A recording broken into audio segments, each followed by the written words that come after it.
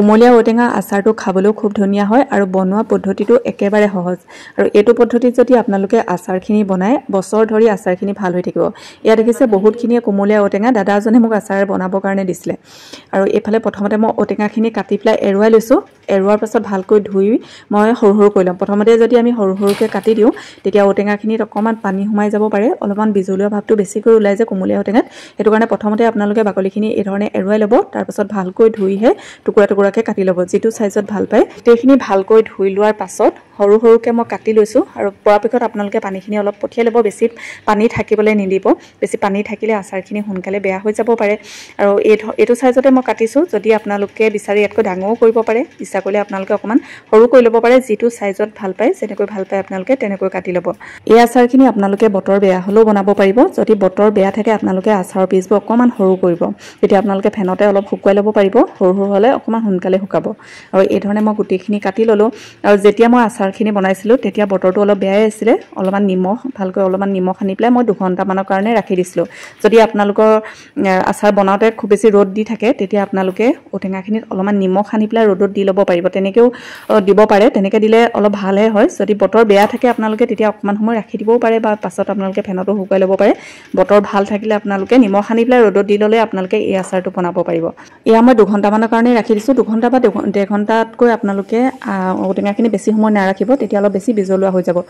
বতৰটো বেয়া কাৰণে আচাৰখিনি মই সোনকালেই বনাই দিছোঁ। এই ধৰণে থৈ দিলে বেয়াও হৈ যাব পাৰে। যদি ৰ'দ থাকে আপোনালোকে ৰ'দতে 2-3টা ৰ'দত ভালকৈ শুকুৱাই ল'ব ঔটেঙাখিনি, তেতিয়া আচাৰটো বনালে বহুত দিনলৈকে ভাল হৈ থাকে।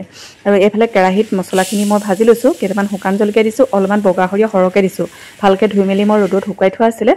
যিহেতু মই আচাৰ বনাই থাকোঁ আৰু অলপ মছলা দৰকাৰেই হ'ব, সেইটো কাৰণে মই অলপ সৰহকৈ দি দিছোঁ। আপোনালোকে ঔটেঙাৰ পৰিমাণটো চাই পেলাই মছলাখিনি দি ল'ব। ইয়াত মই গোটা জিৰা, ধনিয়া, মেথি, আজৱাইন, চফ আন্দাজমতে দিছোঁ। অকণমান কম বেছ হ'লেও বেয়া নালাগে আৰু কিবা মছলা যদি আপোনালোকে বেয়া পায় তেতিয়া নিদিয়াকৈ বনাব।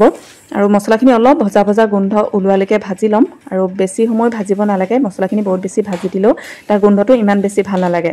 আৰু গেছৰ ফ্লেমটো অফ কৰাৰ পাছতহে ইয়াত মই আজৱাইনখিনি দিছোঁ। আজৱাইন যিহেতু একেবাৰে সৰু সৰু হয় আৰু ভালকৈ ধুই মেলি ৰ'দত শুকুৱাই থাকে, মচমচীয়া হৈয়ে আছে, সেইটো কাৰণে মই গেছৰ ফ্লেমটো অফ কৰাৰ পাছতহে আজৱাইনখিনি ইয়াত দি অলপ সময় মই ভাজি লৈছোঁ। মছলাখিনি মই ঠাণ্ডা হ'বলৈ দিছোঁ। ঠাণ্ডা হোৱাৰ পাছতহে এইখিনি মই মিক্সিত খুন্দি ল'ম। যদি অকণমান গৰমে গৰমে আমি মিক্সিত পিচি দিওঁ, মছলাৰ অকণমান জেকা ভাৱটো থাকিলে আচাৰখিনি খুব সোনকালে বেয়া হৈ যায়। এইফালে আচাৰখিনি বনাবৰ কাৰণে কেৰাহীত মই অলপমান মিঠাতেল গৰম কৰি ল'লোঁ। তেলখিনি গৰম হ'লত ইয়াত মই শুকান জলকীয়া দিছোঁ। লগতে অলপমান মই পাঁচফোৰণ দিছোঁ আৰু হালধিটো মই তেলতে দিছোঁ। হালধিটো তেলত দিলে আচাৰৰ কালাৰটো খুব ধুনীয়া আহে আৰু হালধিটো দিয়াৰ পাছতে মই ঔটেঙাখিনি ইয়াত দি দিছোঁ। আৰু তেলটো বহুত বেছি একেবাৰতে দি দিব নালাগে। যদিও তেল দৰকাৰ হয় তেতিয়া আপোনালোকে পাছত দিব পাৰিব।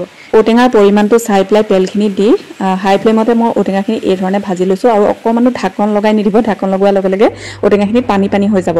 সেইটো কাৰণে হাই ফ্লেমতে এই ধৰণে ঔটেঙাখিনি ভাজি ল'ব। বহুত বেছি সময় ভাজিব নালাগে, যাতে তাৰ যিখিনি পানী পানী থাকে পানীখিনি ধুনীয়াকৈ শুকালে হ'ব।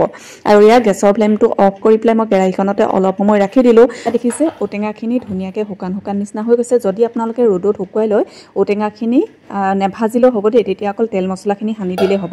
যিহেতু মোৰ ৰ'দ নাছিলে সেইটো কাৰণেহে মই কেৰাহীত অলপমান ভাজি পেলাই অকণমান শুকান নিচিনা কৰি লৈছোঁ। আৰু যিখিনি মছলা মই ভাজি লৈছিলোঁ, মছলাখিনি ঠাণ্ডা হোৱাৰ পাছত এয়া মই গুড়ি কৰি পেলাই মিহলি কৰি লৈছোঁ। যিমানটো পৰিমাণৰ মছলা দৰকাৰ হয় আপোনালোকে নিজৰ আন্দাজমতে দি ল'ব। অলপমান মই ভোট জলকীয়া আচাৰ মিহলি কৰি দিছোঁ আৰু যিকোনো এটা আচাৰত ভোট জলকীয়াটো দিলে খাবলৈ খুব ধুনীয়া হয়। আপোনালোকে যিকোনো জ্বলা দিব পাৰে, জলকীয়া গুড়িটোও দিব পাৰে। আৰু ইয়াত মই জলকীয়া গুড়ি দিয়া নাই, যদি আপোনালোকে ইচ্ছা কৰে অলপমান দি দিব পাৰে, কালাৰটো খুব ধুনীয়া হয়। যদি ভাল পায় আপোনালোকে দি ল'ব। অলপমান মই কেঁচা মিঠাতেল দিছোঁ। তেলটো আপোনালোকে আচাৰখিনি যেতিয়া ভালকৈ সানিব, যিমানটো জোখত তেল লাগে আপোনালোকে তেনেকৈ তেলখিনি দিব পাৰিব। যদি আপোনালোকে কেঁচা মিঠাতেলটো বেয়া পায়, তেলখিনি গৰম কৰি পেলাই আপোনালোকে ইয়াত মিহলি কৰি দিব পাৰে। শুকান জলকীয়া আৰু পাঁচফোৰণ দি পেলাইও আপোনালোকে ঔটেঙাখিনিত তেলখিনি দি দিব পাৰে। আৰু ঔটেঙাখিনি যিহেতু ৰ'দত ভালকৈ যদি শুকুওৱা থাকে, মই আগতেও কৈছোঁ ৰ'দত যদি ভালকৈ শুকুওৱা থাকে আপোনালোকে ভাজিব নালাগে। যদি ভালকৈ শুকুৱাব নোৱাৰে তেতিয়াহে আপোনালোকে ঔটেঙাখিনি তেনেকৈ ভাজি ল'ব। অলপমান গোটা চফ আৰু কালজিৰা দিছোঁ, খুব ধুনীয়া লাগে আচাৰত যদি এনেকৈ কালজিৰা আৰু গোটা চফটো দি দিয়া হয়। এই আচাৰখিনিত মই ভিনেগাৰ নিদিয়াকৈ বনাইছোঁ, কাৰণ আচাৰখিনি বনোৱাৰ পাছত মই কেইবাদিনো ভালকৈ ৰ'দত শুকুৱাব পাৰিছোঁ। যদি আপোনালোকে ইচ্ছা কৰে ভিনেগাৰ দি ল'ব। ইয়াত আপোনালোকে 1 কেজি জোখত বটলৰ মুখনিখনে, ভিনেগাৰ বটলৰ মুখনিখনে 3 চামুচমানকৈ ভিনেগাৰ আপোনালোকে দিব পাৰিব। আৰু এই ধৰণে যদি আপোনালোকে কোমলীয়া ঔটেঙা আচাৰটো বনাই বহুত দিনলৈকে ভাল হৈ থাকে। এই ধৰণে মই 3-4 দিনমান ৰ'দত দিয়াৰ পাছত চিচাৰ বটলত ভৰাই ৰাখিম আৰু বহুত দিনলৈকে আচাৰটো ভাল হৈ থাকিব। মাজে মাজে আপোনালোকে ৰ'দত দিলেও হ'ব। যদি বনোৱা নাই এবাৰ আপোনালোকে এই ধৰণে বনাই চাব।